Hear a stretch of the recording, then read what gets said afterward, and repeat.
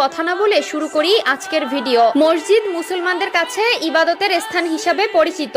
এরপরও আমরা মসজিদে এমন কিছু কাজ করে থাকি যা মসজিদের পবিত্রতা নষ্ট করে। তাই মসজিদের পবিত্রতা রক্ষার জন্য কোরআন হাদিসে নিষিদ্ধ বিষয়ের উপর লক্ষ্য রাখা উচিত। 1 নম্বরে কোনো নামাজি অন্য নামাজিকে উঠিয়ে দিয়ে বসা যাবে না। রুদ্দুল মুহতার 630। মসজিদের ভেতরে প্রতি ওয়াক্ত নামাজ একই স্থানে আদায় করার জন্য কোনো লোক নির্দিষ্ট জায়গা রাখতে পারবে না। 2 নম্বরে রয়েছে মসজিদে হারানো বস্তু তালাশ করা যাবে না, কারণ মসজিদে দ্বীনের কথা বা কাজ ব্যতীত অন্য কোনো কথা বা কাজ করা নিষেধ। মিশকাত শরীফ 654। হযরত আবু হুরায়রা রাদিয়াল্লাহু তাআলা আনহু হতে বর্ণিত, রাসূলুল্লাহ সাল্লাল্লাহু আলাইহি ওয়াসাল্লাম বলেন, তোমাদের কেউ যদি মসজিদে হারানো বিজ্ঞপ্তি দিতে শুনে তাহলে সে যেন বলে, আল্লাহ তোমাকে ওই জিনিস ফিরিয়ে না দিক, কেননা মসজিদ এই সকল কাজের জন্য নির্মাণ করা হয়নি। মুসলিম শরীফ 568। 3 নম্বরে মসজিদে দুর্গন্ধময় কোনো জিনিস খেয়ে বা